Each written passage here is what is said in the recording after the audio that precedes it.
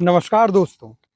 पहलगाम हमले के बाद मोदी सरकार के एक फैसले ने भारत में उस समस्या को उजागर कर दिया जिसके बारे में अभी तक किसी को पता ही नहीं था।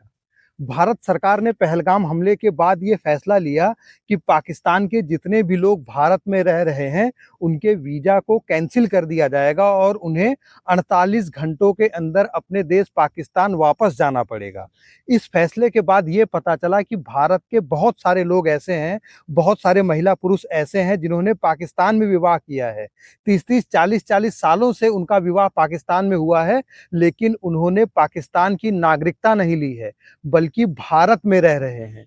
इनमें से कुछ लोग तो ये तक दावा कर रहे हैं कि उनके पास भारत का आधार कार्ड, वोटर आईडी तक है और वो लोग भारत के चुनावों में वोट भी डालते हैं। उसामा है। कहाँ से रहने वाले? मैं उड़ीसा आया हूँ इस टाइम। उड़ीसा आए हम। तो कहाँ पाकिस्तान कहाँ कर रहे हैं? पाकिस्तान रावलपिंडी इस्लामाबाद। तो क्या क्यों भेज रहे हैं आपको, क्या बताया? देखिए, कुछ नहीं कह सकते। मेरे इस टाइम पे जो मेरा थॉट प्रोसेस बिल्कुल काम नहीं कर रहा, मैं टोटली ब्लैंक हो गया हूँ। अभी मैं करंटली मैं परसू कर रहा हूँ अपना बैचलर्स इन कंप्यूटर साइंस। मेरा फाइनल सेमेस्टर चल रहा है। जून में मेरे एग्जाम्स थे, तो मेरे कुछ और प्लान्स थे कि एग्जाम्स खत्म करके मैं जॉब्स के लिए, इंटरव्यू के लिए मैं प्रिपेयर कर रहा था। लेकिन अचानक से जब सब चीज़ होना, ठीक है, ये बहुत अफेक्ट करती है। तो मेरा इस टाइम थॉट प्रोसेस बिल्कुल डिस्टर्ब हो गया है। ठीक है, मेरे को नहीं पता रिएक्ट कैसे करना है, क्या है क्या नहीं। अब जो चीज़ वहाँ पे हुई, किसने करी, क्या है क्या नहीं, वो किसका हक बनता है? एजेंसीज का हक बनता है उनको अच्छे से रिसर्च करके डीप उनका वो एनालाइज करके उनका आउटपुट देना। हम तो उसमें कुछ नहीं कर सकते ना। हाँ, हमें रिपोर्ट किया, हमें फ़ोन किया था नीचे पुलिस स्टेशन उड़ी से, बोला कि आप आ जाओ नीचे थाने में। तो हम लोग आगे सीधा, हम लोग वहाँ जी पासपोर्ट इधर का नहीं बना हुआ? जी यहाँ का नहीं बना हुआ हमारा पासपोर्ट। हम एज ए पाकिस्तानी नेशनल्स वहाँ से पासपोर्ट अप्लाई करके थ्रू लीगल तरीके से आए थे हम। कितने सालों से? ठीक है, हम यहाँ पे 17 सालों से, हम 2008 में आए थे, 24/11/2008 में। तो हमने विद इन 15 डेज यहाँ पे आते ही हमने वीज़ा स्टे करवाया था। तो उस टाइम पे स्टेटहुड भी था, ठीक है, तो इनका अपना ये था।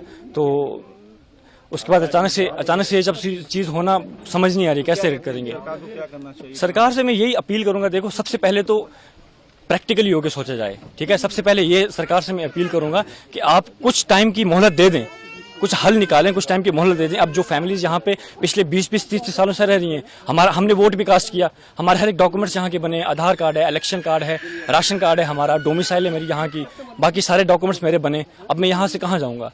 मेरा 10th भी यहाँ से हुआ है, 12th भी मेरा यहाँ से हुआ है, मेरा बैचलर चल रहा है अभी। जो पहलगाम में हुआ तो आप समझते हो वो बुरा हुआ, उसकी वजह से ऑफ कोर्स, देखो सबसे रिलीजन को आप छोड़ दो साइड पे, ठीक है। सबसे पहले हमारे पास ह्यूमैनिटी आती है।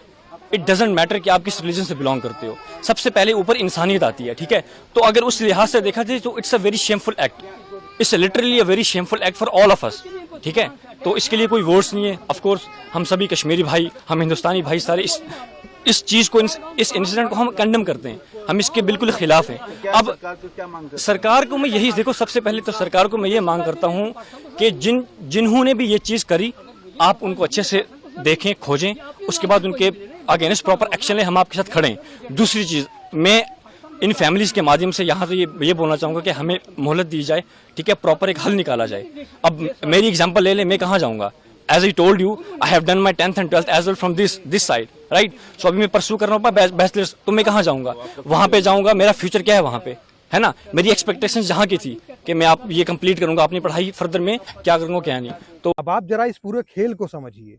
जब मोदी सरकार ने CAA और NRC को लागू करने का फैसला लिया था, तो इन कानूनों का कितना विरोध हुआ था, कितने लोग सड़कों पर उतर आए थे। क्या ये सभी लोग ऐसे ही लोगों को बचाने के लिए सड़कों पर उतरे थे? सोचने वाली बात ये है, इस समस्या की जड़ें कहाँ तक है, इसकी जांच होनी चाहिए। आप इसके बारे में क्या सोचते हैं, कमेंट करके हमें जरूर बताइएगा। मिलते हैं अगले वीडियो में, तब तक के लिए नमस्कार।